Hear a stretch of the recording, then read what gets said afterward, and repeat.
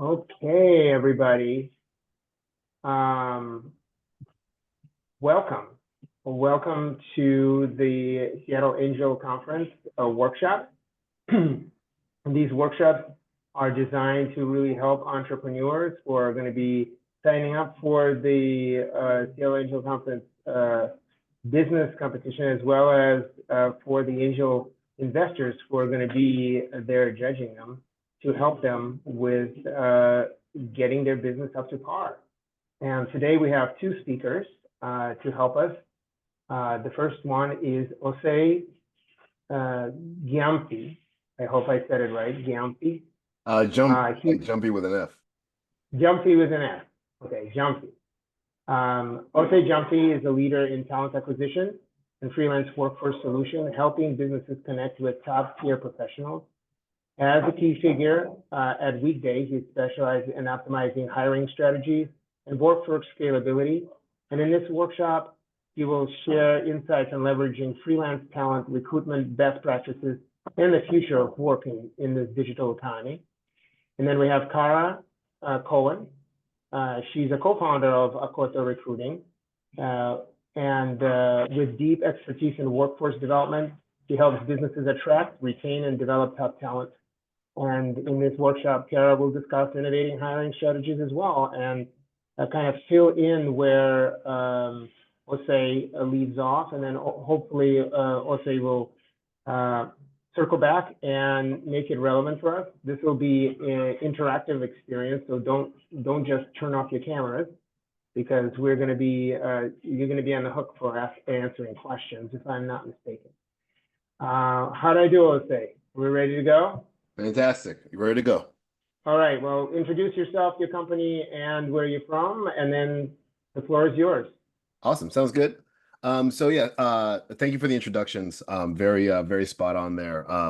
So Kara and I started Akoto Recruiting about 2 years ago. The focus was primarily to be able to help startups scale, especially at the early end, intelligently, quickly, utilizing the best technology that we could be exposed to. That includes everything from AI, ML, to automation, and using tools that most recruiters don't use to be able to make sure we find the best possible talent. Kara and I have vast experience with startups from before, helping them go from inception to exit in some cases. For me, I ended up at one point working about 4 years at Meta to build out the metaverse products, everything from Oculus, Facebook Stories, as well as Portal. And eventually did a TEDx where we talked about where I got a chance to speak about the purposeful driven work, the future of workforce, and really what it takes to change the world with your ideas and what it is that you bring to the table. So I'm definitely pleased to be here and get a chance to speak with everyone. I'll let Kara kind of introduce herself and some of the things that she's done before as well.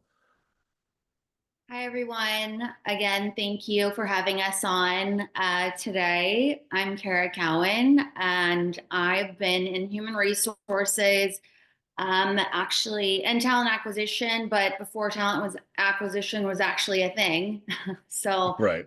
aged myself. I've been in this business for over 21 years, and really have gone up through the ranks. Knew that I did not want to be a VP. So I went into consulting, and therefore from there it was, either go out on my own or continue to consult. And so that's how I met Osei, and we started this conversation, and we'll get into it a little bit more. Right. Like 9 years ago, and here we are. So. Exactly. Yeah. And just for reference, what our company does, we serve as a fractional talent acquisition team. So the goal is to save about 50% of recruiting costs in general by utilizing AI ML tools to scrape the internet for the best available talent.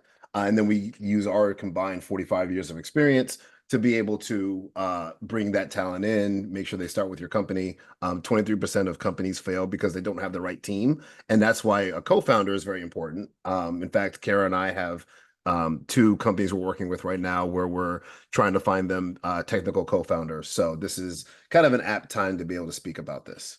I'm going to begin to share my screen and we can start to get into our presentation. So why finding the right co-founder is critical. First off, 65% of startups fail due to co-founder conflict. So one of the things we want to be able to cover in our presentation is how to deal with that and how to make sure that you have the right co-founder, somebody that's not going to kind of muddy the waters, but obviously help you get to that next level, especially when you're doing your fundraising. The right co-founder balances your strengths and your weaknesses. So you want to find a co-founder that takes care of your blind spots. We'll get into that as well. And then, of course, investors often want to find a dynamic team. They want to know that all the bases are covered and the people who are covering those bases are qualified and able to be able to answer questions when they have them. Part of their due diligence is to make sure that these companies that they're starting to invest in have everything in a row, because obviously if they're going to put their money in, they want to make sure that there's actually a good plan and a good team. So what makes a strong co-founder relationship? Of course, vision alignment. That is number one. I've seen so many companies kind of bring somebody on because of their background and their talent, but they didn't really understand the vision or the mission. And that's where you get into that 65% of conflict. And then, of course, complementary skills. So, for instance, I have a company, that we're with Akoto Recruiting. My background, I have a little bit more experience in the sales and development, whereas Kara has more experience on the operational side in the hands-on recruiting side. So we're able to cover each other's blind spots. And even with us in our dynamic, we'll have conversations where I might have an idea, but then she points out, no, that idea might be bad. Let's, have a change of heart of that and see how we can kind of come into the middle. And that helps our business to be able to grow. So you all obviously want to be able to find a co-founder that you can have conversations like that, where you're able to come to agreement, move forward, and actually advance the business. Work ethic and values. I'll get into that in an anecdote that one of my friends who's a professor at USC who actually did a focus on co-founder relationships. I use her as an example. We'll get into that in a little bit. And then, of course, resilience under pressure. The thing about startups, as everybody knows in this room, is that it is not simple. It is not easy. If it was, everyone would do it. And so you want to have people on your team who understand that, and you want to be able to vet that out when you start having those interviews or those conversations. And a lot of that resilience under pressure also aligns with vision alignment. If they have the same vision and they want to solve that problem and the way that you're solving it, the resilience under pressure is no longer going to be an issue. If they don't have that vision alignment, that's when, or the work ethic, that's when you start getting into problems. So, as I said before, when I was getting my MBA from Pepperdine with a focus on entrepreneurship, I was there with a good friend of mine, Audra Quinn, who went on to get her PhD and now is a professor at USC. Her field of study primarily was about the co-founder relationships. And so what she found was that successful co-founders communicate daily. They speak often, and they're always on the same page. The best teams discuss hard topics early. Equity splits, which we'll get into later, roles and responsibilities. That's very important, and I'll get into her story in a little bit. And then founders with pre-existing trust, friends and colleagues often last longer, but require clear boundaries. And so how to common co-founder conflicts and how to mitigate them. Obviously, equity splits, you want to be able to decide that up front. Now, what does that mean? 50-50, 25-25, 25-25, right? That even number sometimes isn't actually fair, especially for somebody who is coming in as a co-founder. You want to make sure that what is asked of everyone and what their value is to the company is correctly aligned with what percentages that they get, especially when it comes to vesting schedules and the like. Decision-making power, of course, define roles. So a lot of times co-founders will be co-founder and CTO, right? Co-founder and COO, co-founder and CMO, co-founder and advisor, whatever that might be, you want to be able to outline those roles. A lot of times you want to actually have, I wouldn't say like almost like a job description. What is it that they're expected to do and what percentage of their time should be spent on doing that? The more granular you can get, the better. Workload and balance. Of course, you want to be able to have your regular check-ins, definitely have something on the calendar to be able to, whether it be once a week, once every 2 weeks, just do a pulse. Where are we at? How are we doing? What are some of the problems? Kara and I do that all the time. Every Friday, we have a time set to just, even though we talk every day, right, like going over all the different topics, we still want to have that time to do a temperature check, a pulse check. What can we do better? What can we do next week? How do we do this week, etc. And then of course, vision misalignment, align goals before launching. So, you don't want to have I was just talking to a co-founder, actually, founder today, who his co-founder is looking at a platform they're creating more so from just let's make the best platform, whereas he's trying to make the best business. So you want to make sure that those visions are aligned to make sure that you're going in the right direction. So here's a case study to kind of give you an example. Audra, who this impacted her so much, she decided to do a PhD on the topic. Had a company called Read Between the Wines. It's a drinking game that was kind of like a drinking game meets Cards Against Humanity. That was wildly popular. They did a Kickstarter campaign in which they were able to sell about 1,500 units. That allowed them to get some startup capital to be able to get things going. But the way the company was set up was it was her idea. She brought on her best friend. She brought on her boyfriend at the time, so you can see where that kind of goes. And then she also brought on her friend's friend who had a decent background in marketing. Everyone had a 25% or I guess equal split of the company. She ended up doing most of the work. Nothing was defined. There were no defined roles, no defined responsibilities. She ended up breaking up with her boyfriend, who had a percentage of the company. Her friend was working at a job where she ended up getting very busy and didn't have enough time to help with growing this company that literally just sold 1,500 units on Kickstarter. And of course, if the friend is out, then the friend's friend is out. You can see how hairy that gets, right? She was left with the having to basically be able to buy out some of the partners, which was a little bit annoying, right?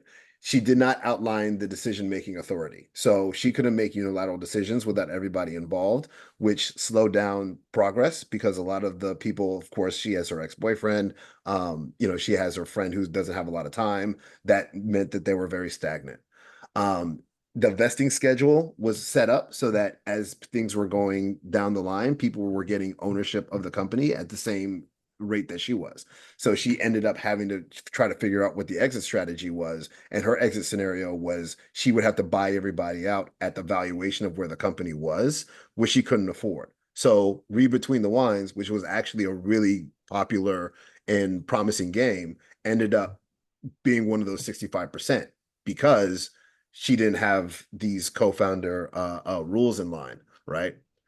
Um, so I guess, we've kind of talked about this before, but what are some of your biggest concerns when finding a co-founder? If, this is interactive, so we'd like to hear from at least 2 to 3 people of what some of the concerns they have are. Yeah, I can definitely say from experience too, the kind of things of making a lot of those decisions up front and making sure that people have skin in the game. Those things have definitely come up before. So yeah, Right. agree. Yeah, it's a big one. I was like I said before, I was speaking to a founder today who has a amazing app concept. He comes from a marketing background. He's looking for a CTO, and has a couple of potentials. One of them is kind of like a young founding engineer who was working on the product for free.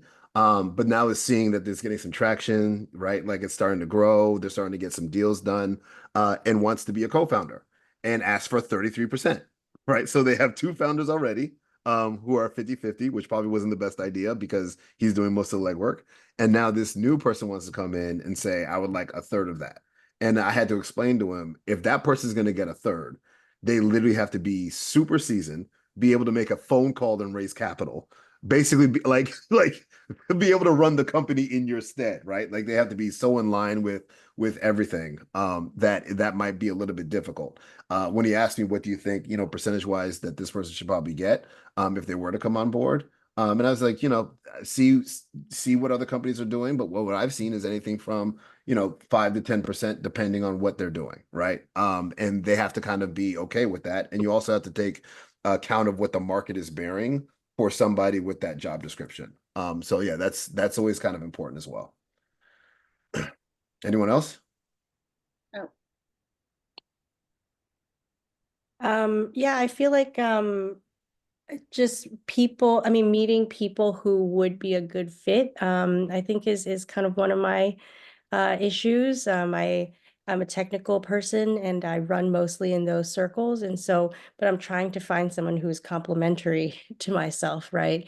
And Right. doesn't, you know, it does not come naturally in my like typical kind of circles. Right. Yeah. Okay. Yeah, Mhm. and so and just as a follow-up to that, because obviously I want this piece to be a little bit more on the discussion side. So when you say your circles, what would you say those are? Is that where have you been, I guess, kind of looking to be able to find people to be able to potentially be a co-founder? Yeah, so I haven't been looking for very long. This is sort of one of Okay. my first stops actually. All right. And I did previously have a co-founder that we parted ways actually because it wasn't the right time, I think. But um the the the circles that I have, are mostly like in the science world. I also have like industry contacts, but I don't know if a lot of the people that I talk to like aren't really into startups or stuff like that, even though they are kind Right. of in the right kind of industry zone. It's also that the product that I have it's a water treatment system, and so I'm kind of in that industry. Right. But it's also kind of a consumer product because it's like a bathroom system. It like, you go there and it's a box behind the toilet. And Right. I just don't even know where to go for that. So I literally have I don't know anybody who like works on consumer products or like building products and stuff like that. So Right. yeah. Okay. I Yeah. think we can help you out with that. Actually, we go into that a little bit. Right. Mhm. Do you want Yeah, to? yeah, yeah. We're gonna get into that piece actually now. Okay, And great. so yeah, so Kara, go ahead and take it away. Okay. You can go ahead and just fill Is it all all of out. them? Yeah. Okay. So basically, how to go about finding a co-founder, where to look, as we were talking about. For people that are, super technical, for people that are more business savvy and don't have the technical piece. I mean, there's so many different areas that I think is so overwhelming to a lot of people. And I know for Osei and myself, as we've gone on this journey, we've learned so much. So at first, you got to find that, partner to go on the journey with. So definitely your professional networks, LinkedIn, huge, all your connections, and it does take a while. I mean, it's a lot of R&D, it's a lot of going through your connections, it's a lot of going through what groups they're connected to, and going in and out of that. Also, locally in your city and your state, and other areas as well. There's so many different groups, you know former colleagues, that's out there. It's a gamble. I would say, actually, Osei and I did work together after, a couple years. We did work at a startup together. So I do believe in, definitely, if you're thinking about having a someone on your team, a co-founder, definitely would get in a project, do some consulting work with them or something of that nature, so you can kind of put yourself in that position before you just go off and like Right. start a business, right? Yeah. Because a lot of these things, I feel, right, Osei, that we kind of went through during that time, Yeah. and beyond. I Mhm. mean, I have to say, like, we're lucky. One of the things, is we were just kind of thrown in the position. You know, definitely, meeting in different meetups and things like that. That's actually how we met. And just, kind of scrolling through, looking at people's personalities. I mean, you can, judge people a little bit on, what they've done, what roles they've had, how do they match up to you, conferences, pitches, industry events, go to some business industry events, go to some, Right. VC, go to some accelerators, those kinds of things.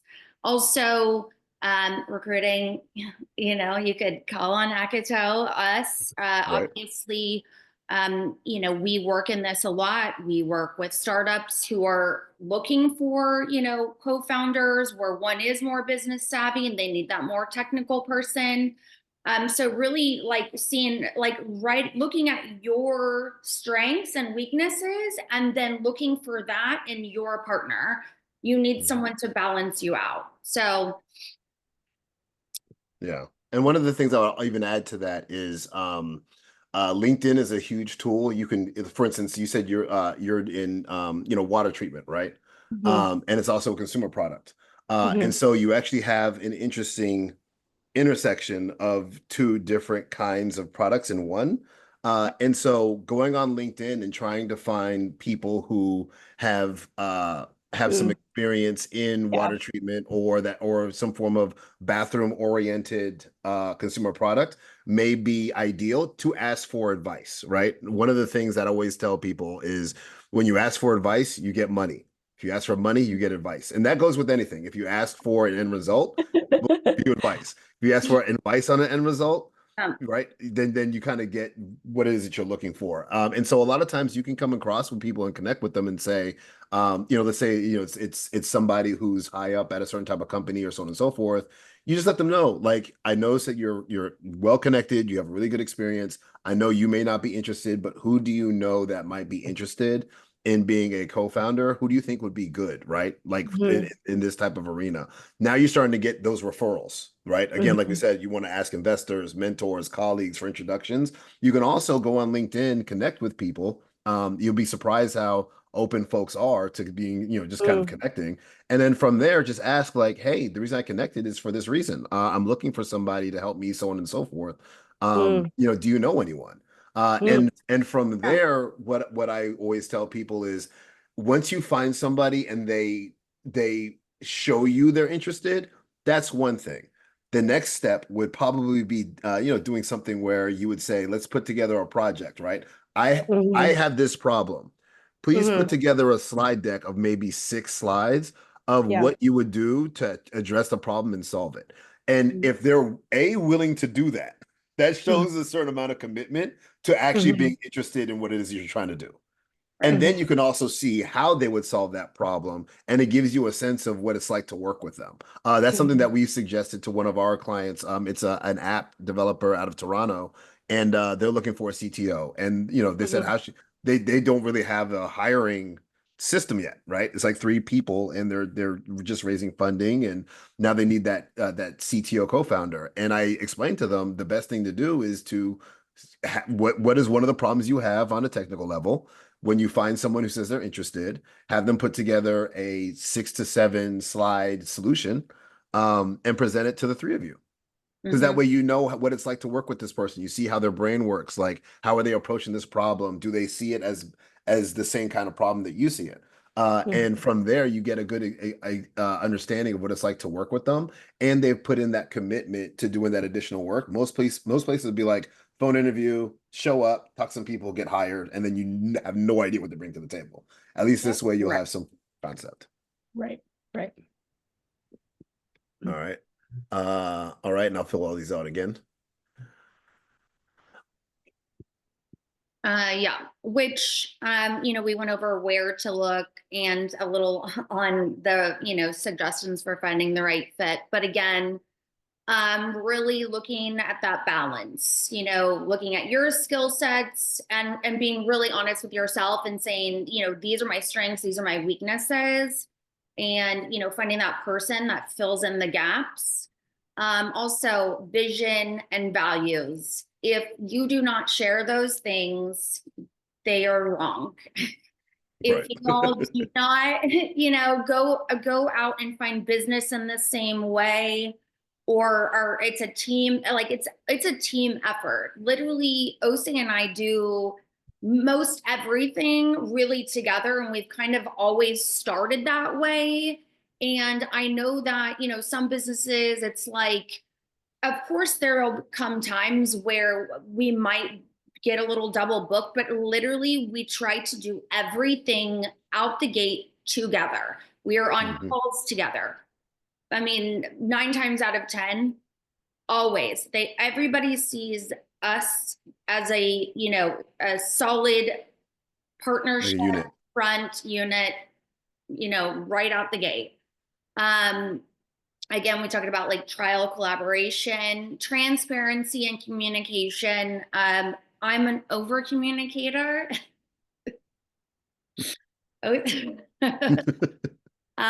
Which is fine. You know, one's gonna be an over communicator, probably like me, versus the other, you know, maybe not as much. But then when we're on calls, one's gonna be like an Yeah, I'm gonna be blabbing. who's like, you know, constantly, you know, it doesn't know when to stop sometimes. Sorry to say, I love you though. And then I'm like, sometimes like I'll like sit back when I should probably speak up. So it's kind of like still, you know, we're even after 2 years and even after knowing each other for 9 years, you're always like finding that footing. Even though you have strengths and weaknesses, you still have to be able to work and like mold and like change and like transform together. You know, you have to go out together. It's not one, you know, well, I'm better at this and that. It's Right. still like you still have to come together. Um, Right. Yeah. Yeah. We challenge each other all the time. And we also own up to some of the things that we do all the time. Like for instance, I'm a blabbermouth, as I just interrupted her. And but one of the things that I tell her is like I have to do a better job of not doing that. Right. Like I recognize and understand that. And so it's very important that, you know, not only do we hold each other accountable, but we hold ourselves accountable to the team. right. But also you have to know how each other operates, and you know, I mean, this is such an exciting experience, and so we have a lot to say, and it's sometimes it's like, okay, like your mind is like so beyond what you're saying and you have to get it out. And so I get it. Right. Next. All right. Also, you know, continuing on, you know, like we said, define your must-haves. What must you have? What do you need out of this person that you feel will, you know, make you guys, you know, a solid front? Cultural fit, conflict resolution style is huge. Um, I think that I don't. I don't think we've had any really conflicts. Maybe one. No, yeah, you've known each other for 9 years, so it's hard to Yeah. do that. One of the things on conflict resolution style, and I know this is going to sound corny, but I learned this from business school. Um, Everyone kind of says might as well be Zodiac, but I actually don't believe that. I think there's some merit to this. A Myers-Briggs is also very important. Um, be having it's you know the 16 personality types. You know, we did this a lot in organizational you know development. I did this with every recruiting team I've ever managed. If you do your Myers-Briggs, you can find out a little bit of how somebody takes information, how somebody processes information, and how they give information. And I think that's also very important because what you also don't want to do especially when it comes to conflict resolution, is misunderstand each other in a way where you're both trying to get to the same goal, but one person says something in a way that the other one doesn't really receive well. Being able to figure out how to get your messaging across is super important. That's one thing that I would say, and like it's kind of like a little bit of an Osei trick, is try to, if you can, with your team, your founders, whatever it might be, Do a Myers-Briggs real quick, real fast. It gives you an outline, tells you how somebody kind of thinks and how they're motivated. And it can really help the team because as you start to see things and you start to have those conversations, it comes up as, oh, okay, this is how I need to say this to you in order for you to understand what I'm trying to relay, right? Leo. Yeah, great discussion. I resonate with that. The irony is, I always say, I am an ENFP and I work best with integers, INTJs, Yes. almost exclusively. And so by the way, Osei, I recognize that ENTP brother anywhere. Yes, yes, sir. Oh my God. And Kara, I would venture to say that you're INTJ or INTP, probably P. But anyways, I want to invite people I've as never part of seen this. that. Well, you don't have to now. Right. No. Yeah, ChatGPT. Hey, Osei, that was an Osei trick, and Kara hasn't taken a Myers-Briggs. What's Yeah, I've known her for so long. There's no need. No. Trust me. All right, well, I need to. I'm pretty yeah. self-explanatory, I feel. Yeah. You definitely, I definitely encourage you. There are pros and cons to it. I want to, as part of participation here, why don't everyone on here comment if they know their Myers-Briggs letters, and if not, just put a question mark and look it up.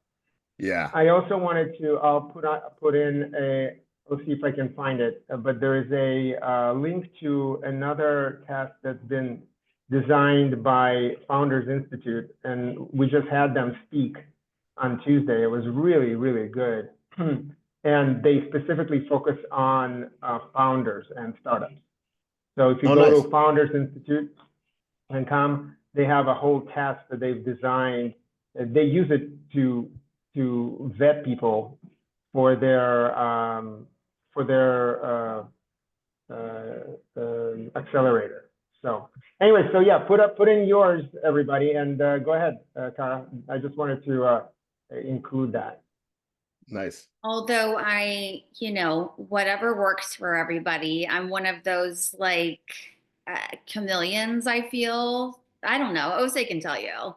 I kind of am like I'm just like roll like with it. I don't know. So I don't know. I'd probably be on the board. Well, I'll have you take it after this because it is kind of interesting. We'll try to report back to everyone to see what she ends up with. Yeah, we'll see. Yeah. Again, for me, the biggest thing would be risk, tolerance and gut. I knew that Osei and I would go into business probably the day we met. So, and I think you did too. Yeah, absolutely. We literally met and discussed it. So yeah, right. That's how I am. I'm like a big believer. We're on the same page with that. We're like very spiritual and, just in tune. So I think that you have to also, you have to really be ready to really know who you're talking to, feel it, let stuff go, Right. and just be open and free to discuss things. Because you're taking a huge step, and financially, health. Yeah, mental health, physical health, all that stuff.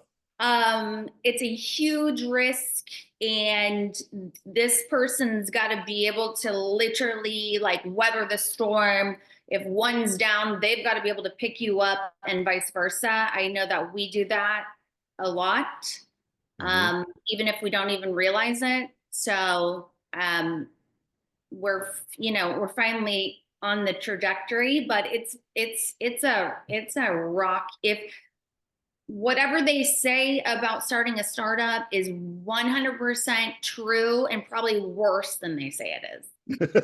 Right. Not to discourage anyone. It's just that's what we do. I mean, but the ride is fun. Even when we recruit people, we discourage people out of the job so that they tell us exactly why they want it. want it, and they Yep. convince us, because those are the people you want as your partner, working for you, and so on and so forth. So, you know, Right. it's like these are my awful traits. Can you deal with that? Right. That's Exactly. actually a really great comment, Tara, because in some ways, part of the deal here is, well, you want to encourage people, you want to sell people on working with you. But on the other hand, you also want to like actively dissuade people from working with you and see if they Right. still want to stay. And Yeah. saying like, look, these are my skills and these are my places. And I think that that is a critical piece. That is something that, you know, you could write about, you quantify, but at the end of the day, you need to act on it. And Right. most people are afraid of conflict. And that is Right. the, you know, the nail in the coffin of most companies. Right. And I Yeah. think We most people- we call it talking somebody out of the job. Yeah. So it's so literally you sell them on this company. You're like, it's great, it's awesome, they're innovative, and then once it gets to the thing, it's like, well, you know, you kind of have a stable job right now. You know, you're getting your benefits. You know, you go to the startup. Who knows? You know, Really don't wanna leave. I'm not sure if you want to do it. They're like, no, no, no. Are you kidding me? I can't wait to join that company. Okay, great. Right, like you know, you've signed, sealed, delivered. You're in it, right? So that's kind of it's kind of a recruiting trick that we do to make sure that you know, people kind of almost talk themselves into it, show us that they actually believe in what the company does. You'd be surprised how many people would say, you know what, you're right. Yeah, I talked to my family, you know, this might not be the right fit for me right now. Okay, cool. Let's not waste anyone's time, because the worst thing that could Right. happen is they join, they get resentful because they didn't make a decision they wanted to. Now you're one of those 65%, right? Like let's not go that road. There's a lot of things you can do to make sure you're in that 35%. Yeah. And I think that, you know, people, you know, should just get more honest Yeah. themselves. Because at the end of the day, I mean, this, like I said, this is a huge step. Whether it's taking, I mean, this again, it's still taking a new job, but it's actually your own, you know, business. It's a partnership, and so you have to, you know, look at that before you make these decisions, and be honest with yourself and say, okay, these are my like terrible traits. I mean, Right.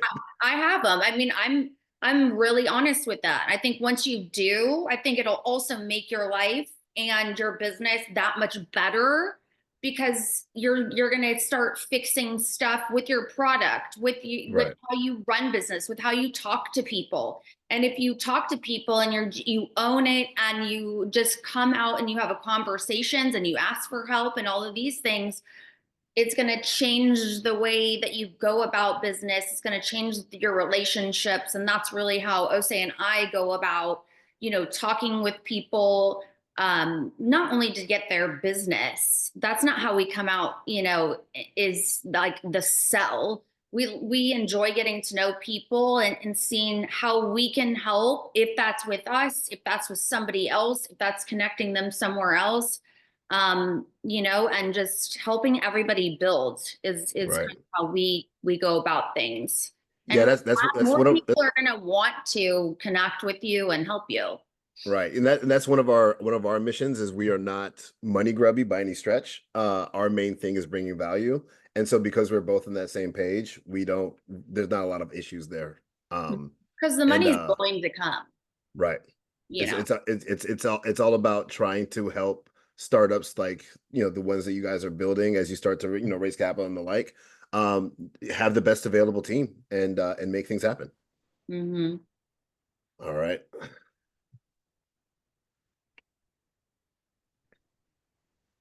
So I guess the next question we have is, you know, have you had, you know, challenges working with a business partner? And if so, what happened? So yeah, if a couple of folks can just kind of give us some stories, so that we can kind of, you know, see what's out there and you know, dissect it a little bit, see what we can do in the future to be able to solve that.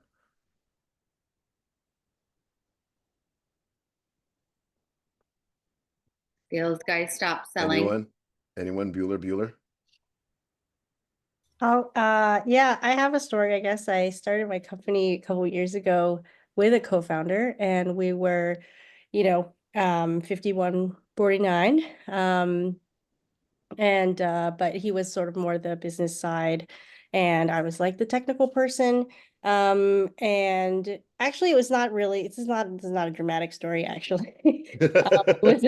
There wasn't really like a huge challenge, I would say, maybe, but Yeah. it was the challenge there was just that like we didn't really have the product wasn't there, but Mhm. the funding that I had was to build the product and not to like build a business actually. And then we just, Right. like the money just wasn't kind of available to support the work that originally we thought he would do. And so we had to part ways there.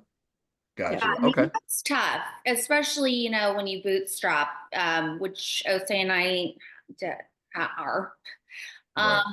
And it's tough. I mean, that's another thing going into, finding like, how are you, going to go about getting your funding? Are you going to bootstrap? Are you going to go through VC, angel, incubator? You have to be on the same page with that stuff. Yeah. Which we are as well. I mean, we have an AI/ML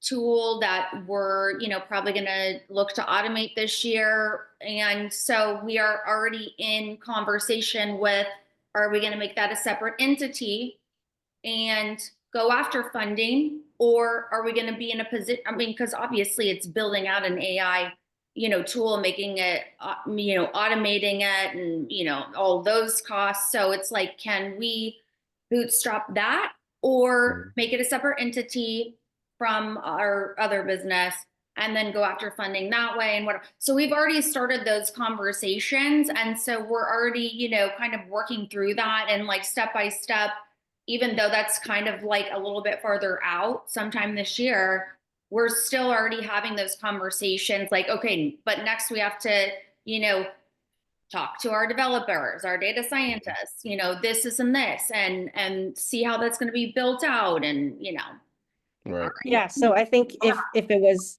like reflecting on that, like it's sort of the challenge was like communicating that early yeah, on before we had decided to kind of found it together, because it turned out, the stage that we were at and the funding that we were able to get was just like not in that.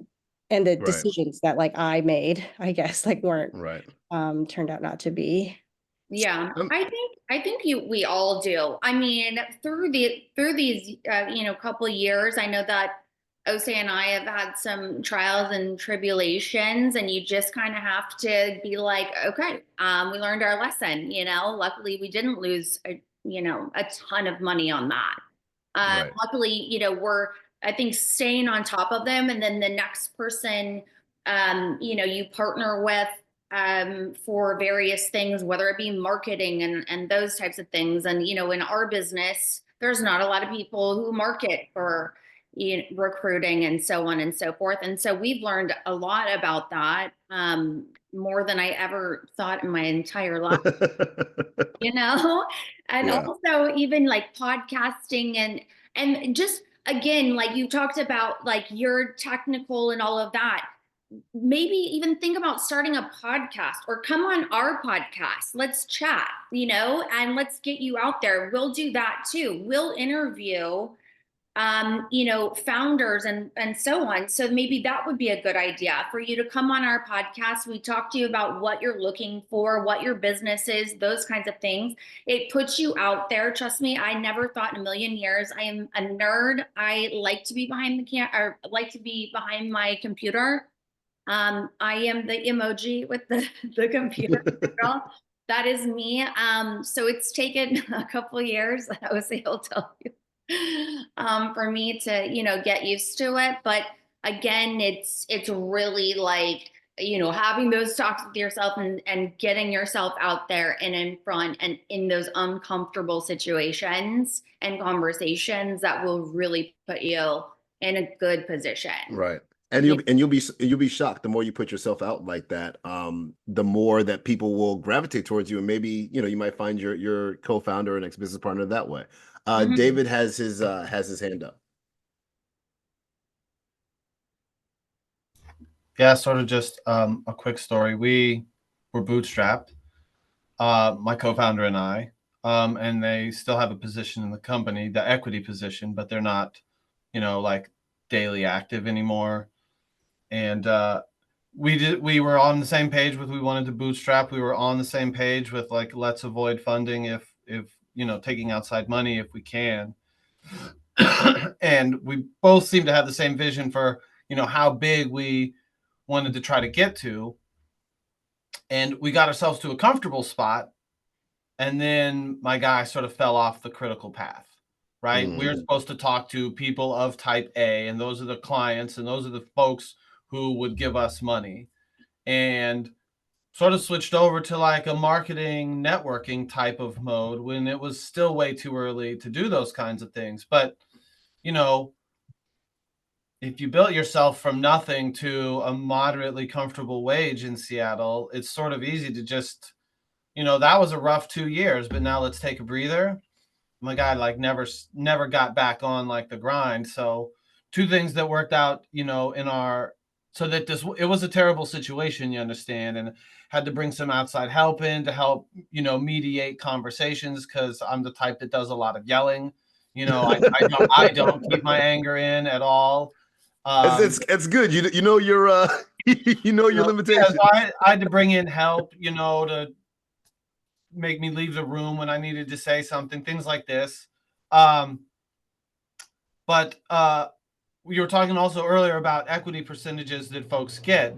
One of the things we had decided to do, was when you're picking what those numbers are, and you want to talk about maybe there's some vesting and some other pieces like this on the schedule, right? So I mentioned way in the back, 10% ownership or more was a number that my legal counsel had told me was a significant marker for reasons that I'm not an expert on, but he is. So I just trusted him there. And then also when we author, I don't remember the exact numbers, but it works out to something like we authorized 1,000 shares for the company. And then when we issued the original shares, it was 88 to me and 12 to this other person. So now we end up with an 88-12 split. And that was like the initial grant of shares.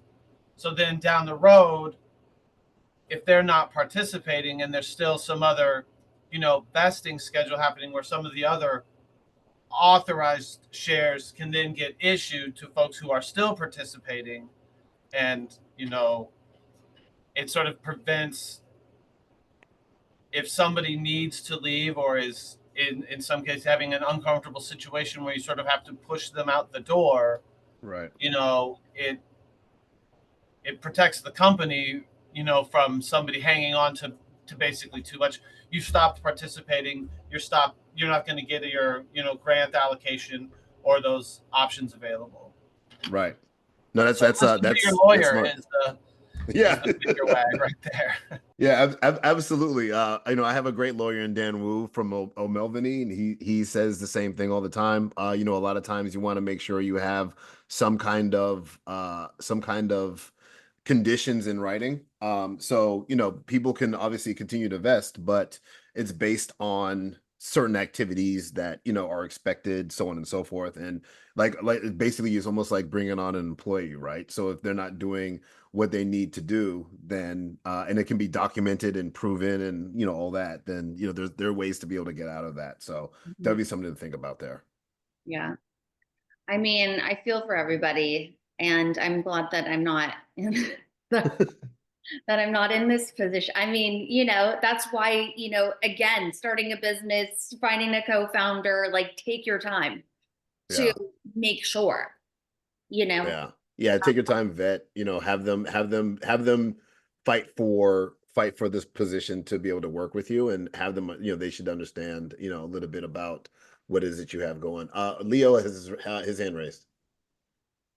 Yeah, can you speak, I have two questions. Number one is, can you speak to having more than one co-founder, specifically two co-founders, so a team of 3 versus 2, in your experience? And number two is, I would love for you, I'm assuming you're going to run through that in the future, but like, run through a successful experience that you had with Akoto on, finding a co-founder, helping the other co-founder get them? How do you get paid for that? And like, what's come out of that experience? Because also, I guess people are, I'm sure, curious. Okay, how can we afford Akoto to do Right. that kind of work for us? So go ahead. Two Yeah, questions. so the first one in talking about, multiple co-founders, typically what happens, and again, you want to talk to your attorneys about this, but let's say you are, the brainchild of this company, and you come out and you say, I need someone for marketing and I need someone for the technical piece. Typically what they would do, because obviously, as you know, with the formation of a company, or maybe you don't, hopefully you do, you want to probably hold maybe 10 to 15% for the option pool. And so you basically have anywhere from 85 to 90% that's left for, active participants, including investors and the like. And then you start kind of diluting over time when you bring on more and more investors. Something that's very important, because if you have control over your business, let's say you're starting off with 65%, when all is said and done, you've gone through Series C or anything like that, you may be down to like 35. Right? Like 30, 35 or something like that. So something to be cognizant of when you start giving out percentages. But your attorney sometimes will tell you this is what you want to be able to give to other co-founders. So that cap might be anywhere from 10 to 15%, which is, typically something that is fair if that person didn't come in with you, kind of like how me and Kara are. Idea, everything, we're in it. This is us against the world. Now, when you're bringing on a co-founder, it's a little bit different. And so that's typically the way that I would break that up. And in terms of what, how you would hire them, you almost want to kind of think of it as a heavily mission vested employee kind of thing, right? Like if you're bringing them on, because of course, you're the keeper of the sunshine and they're the ones who are trying to help you bring that out into the world.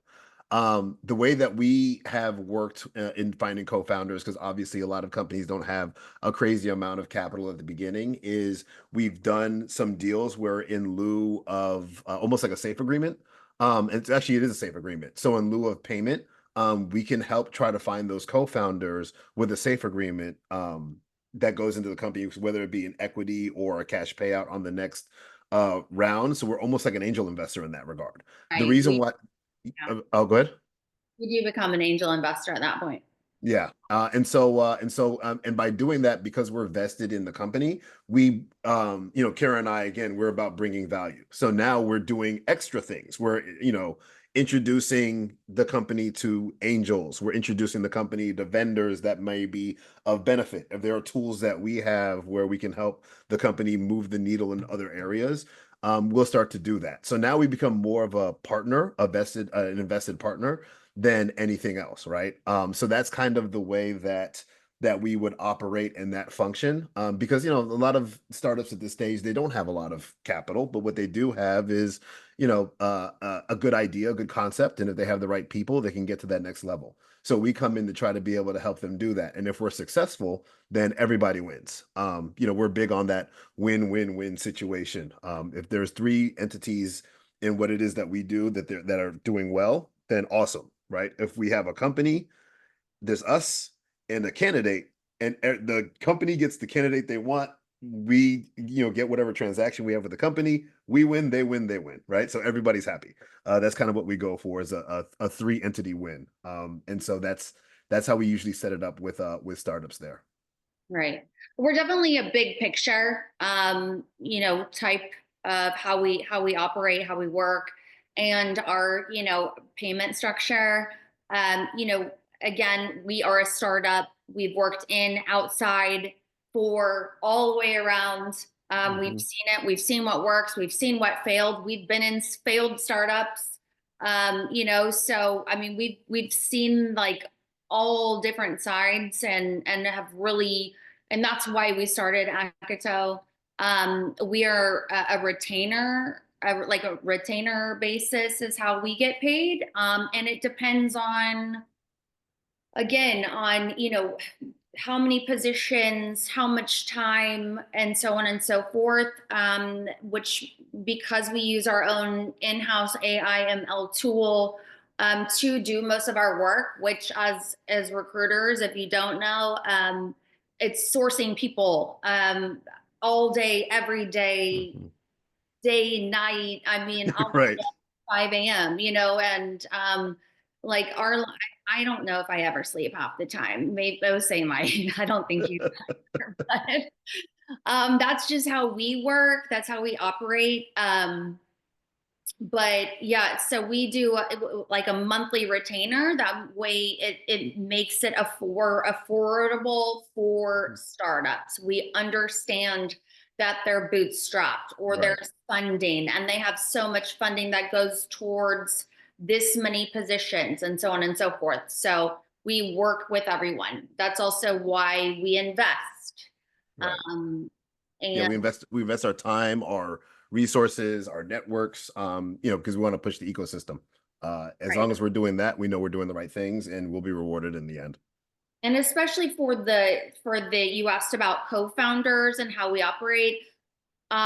Depending on the business, and what makes sense. I mean, more than likely, we would mostly, like we're doing now, would be to take an upfront small retainer and then invest the rest after the co-founder is hired and back into your business. So that makes us an angel investor. And we're more likely to do that in those situations because usually you're going after funding or you have funding and then we know like your trajectory as far as your, you know, what you're going to be hiring for the next 3, 6, 9, 12, you know, and so on and so forth. So this is a key person, or if you have those key roles, then that's kind of how we work. So it's case by case, but I mean, we're very flexible. Again, I mean, we probably, you know, help more than Right. but that's just how we are, and it, you know, it always comes back around. So Thank you so much. I want to make sure we get through your material, so go for it. All right, got you. Sounds good.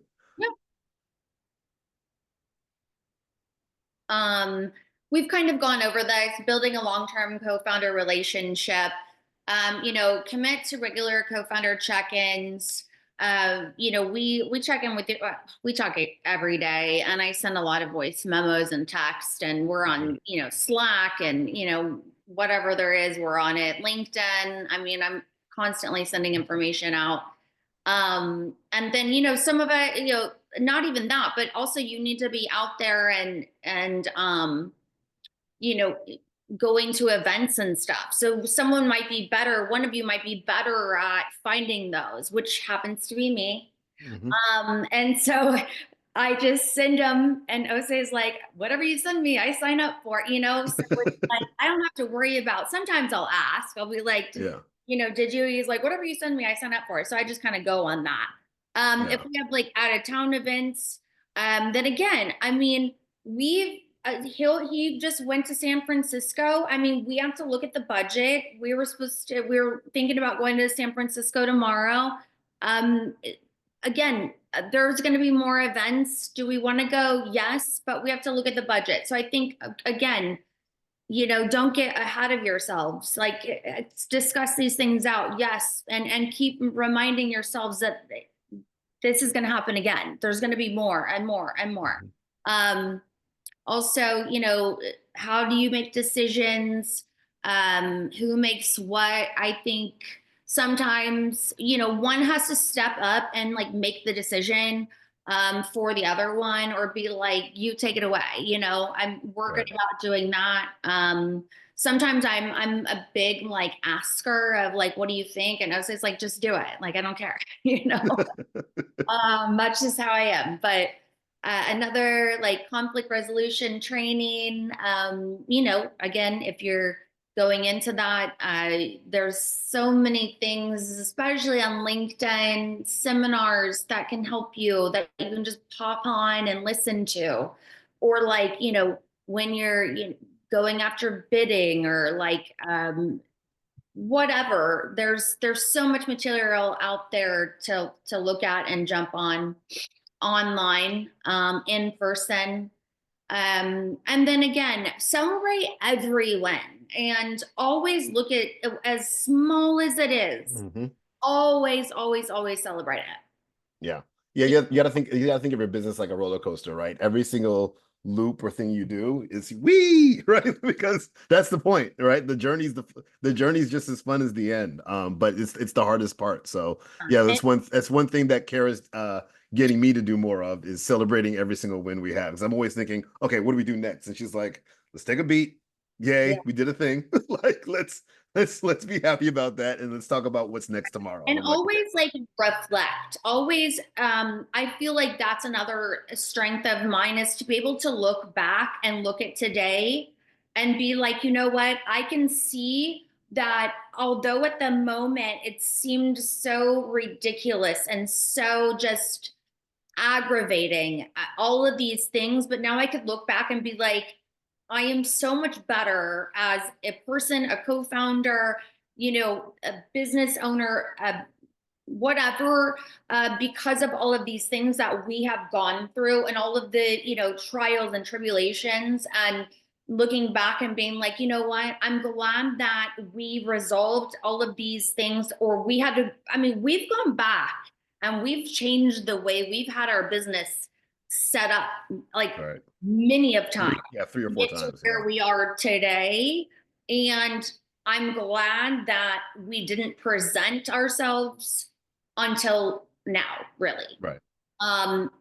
And I see a lot of companies and I feel like they don't get the respect, and I'm big on that, the respect that they probably deserve, because they'll be like, no, we're so and so. And it's like, you've seen all of these changes, and it's like, sometimes you need to hold back, go and like work through all of that together before you want to like really, and like, this is who we are, you know, because then Right. it's like, this is who we are, but now we don't, now we're somebody else. And it makes you look like you don't know who you are. And so Right. that's been a huge thing, I feel, for us. Yeah. And we've even talked about it. Other companies come out and they're like, no, we're operating as so and so. No, they weren't acquired. Right. They're just different, you know, all of these other things. So I feel like it's best to kind of keep a lot in the, you know, not like secrets, like between yourselves as you're working through these things before you want to like come out and present. We still haven't had a event yet for our company to be like, this is Akoto, you know what I mean? Right. Right. Like, Yeah, we're doing that later this year, but not yet. All right, Maybe- so we want to wrap it up because yeah. you know, we know everyone's time is valuable, but I guess what would be your biggest takeaways from today's sessions? If you know, people just want to kind of chime in, you know, what's the thing that we covered that kind of resonated with you? And you know, how are you going to move forward with that information? And before you guys answer or pick, I'm going to encourage everyone on this call to actually write that out in your in the chat, and write your need, if you need someone, and your LinkedIn profile. So 3 things. Answer the question. What are the biggest takeaways?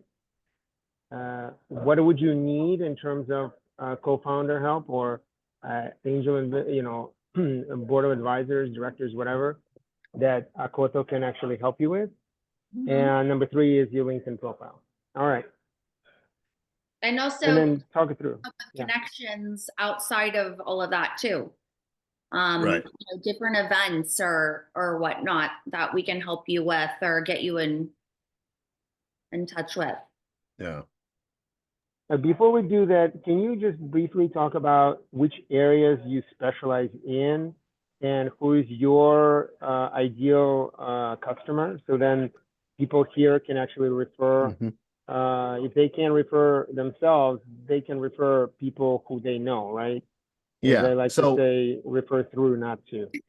Yeah, so typically we work primarily within basically all tech fields. So our background is pretty vast. I've done everything from gaming to, you know, we've worked with, you know, a quantum systems, a drone manufacturer. We're working with an app developer. So for us, it's not necessarily industry related, because obviously we're using AI ML to find the best candidates for, we have a meeting on Monday with a therapeutics company. So we're kind of all over the place there, but we typically work with companies anywhere from pre-seed to, I would say, Series A, Series B, on getting the right infrastructure done early. If you have the wrong team early, it's going to be a very short trip. And so that's where we're kind of focusing in on trying to be able to help a lot of companies.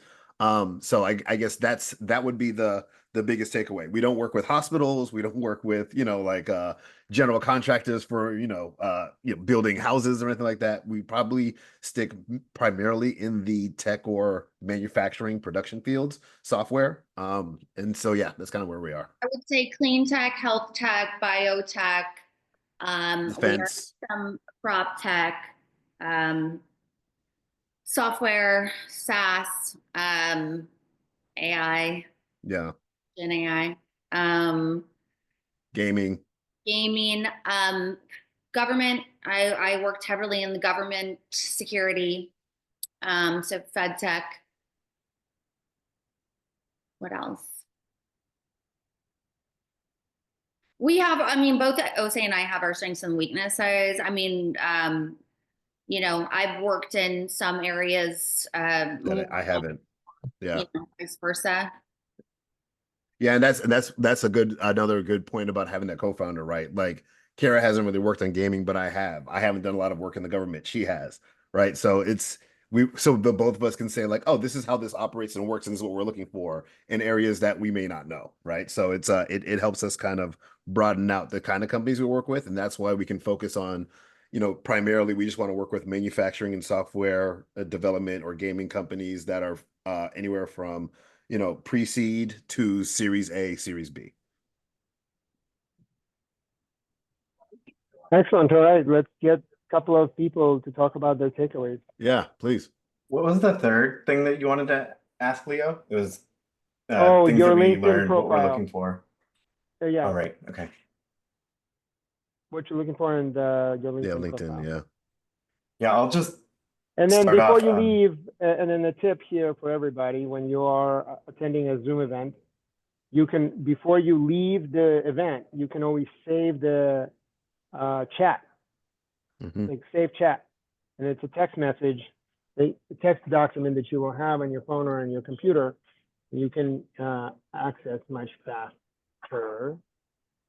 So yeah, so write it all out and then feel free to just say it out loud. Tell people, Kevin, you just posted yours. Why don't you share yours? Yeah. No, really love the talk. Especially love the personal stories, and definitely echoes a lot of the kind of co-founder dating advice that you get, especially Right. for first-time founders. I think that, yeah, like as a first-time founder, definitely would have loved to have a lot of this advice in the past over the past year. Now that I kind of learned a bunch of things, I guess one question I do have is like, do you guys find second time co-founders or people that have like extensive experience still doing a lot of this kind of co-founder dating, or are they kind of using more services like you guys, or pulling from their own founder networks and that kind of stuff? I think from what I've seen, it kind of depends. Uh, I would say the percentage split is maybe, and then obviously I'm just going off of my own experience. 40% would come to folks like us, because they want to find the best available people that can help them, right? Like if you've ever had a situation where you've had a bad co-founder, you will do everything in your God-given power to get as in front of or get as many profiles or people of background that you can to be able to sift and find the right person, right? Like because it was just so painful before. Some people are going into their networks, like whether it be their schools, right? Like schools to see if there's any, folks who are in the research and development end, finding, founding engineers or founding members that may be like I guess highly experienced in the startup world, but might not have the fancy titles. Because people with the the CTOs from 3 or 4 different companies are typically gonna want to have like a large percentage of the company and so on and so forth. and then you have to have a conversation about what they bring to the table, right? So it really kind of depends on what it is that you're looking for. So for instance, the one company we're working with, where we're trying to find a kind of like a CTO, founding engineer type for them, literally it's one or the other. So they're like, we can take somebody who's been a seasoned CTO, who's been a VP before, et cetera, but we also would be interested in somebody who was a founding engineer for about 4 or 5 years at a company that raised funding, did well, got users, right? Like they've proven they're able to do it. Because for them, at the end of the day, it just comes down to moving their football, right? Moving the needle in a direction that's going to help them raise more capital and be successful. And So it's pretty case by case. and for them, they Yeah, also totally. they know what they're lacking already. They know Yeah. what they had. Someone left and or they don't have that person anymore. And so they know from that they need that person, but then they need additional qualities as well, Right. in Yeah. addition to other areas, or someone even that can see outside of like prop tech as well. They're like, that would be like someone that can Ideal. Right.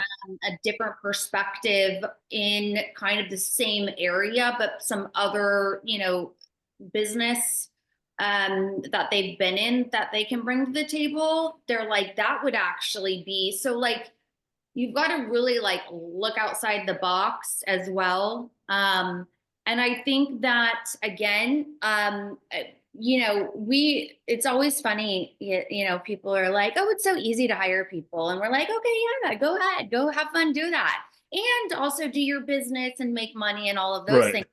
Run your people, I mean, I'm like, by all means, go for it, put me out of business.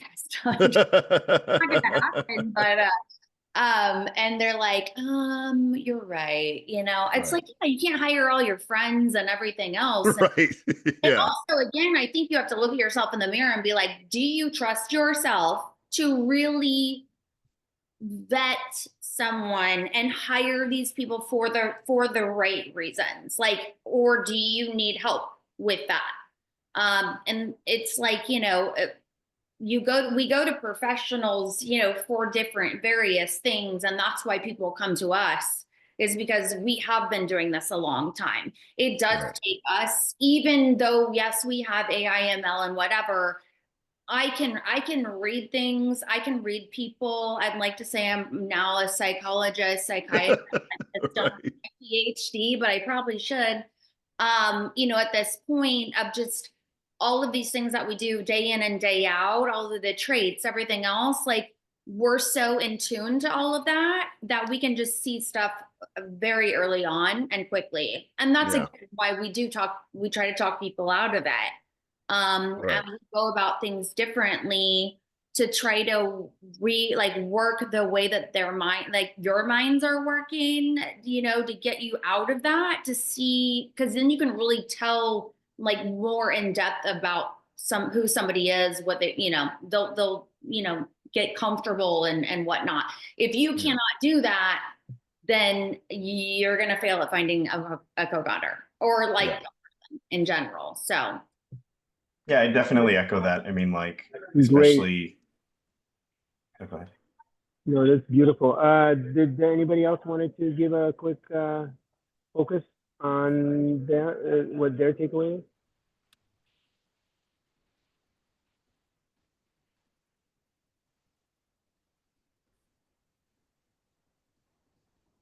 Bueller, anyone? It's okay if not. As long as you wrote it down, we can take a look at it. That's right. Well, I want to thank Osei and Kara for a really marvelous discussion about this very, very important topic.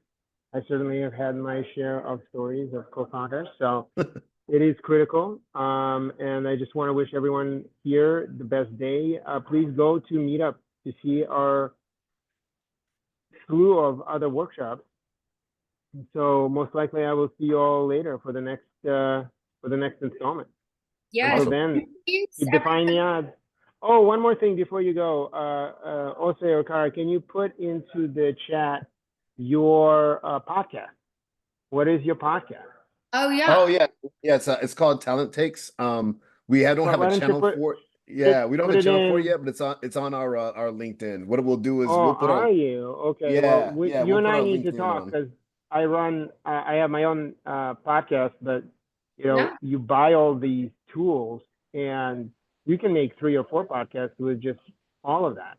Yeah, But Yes, you only we have would one love to podcast. talk. We Yeah, are not yeah. professionals, but we are going to enter that professional podcast, talks this year. Right. That's on our list now that we have to be professional podcasters. Right. Wow. Well, I am a few months away. I'm a few months ahead of you.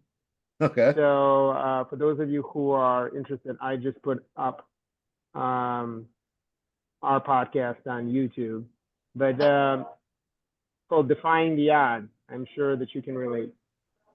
So, but yeah, thank you everyone.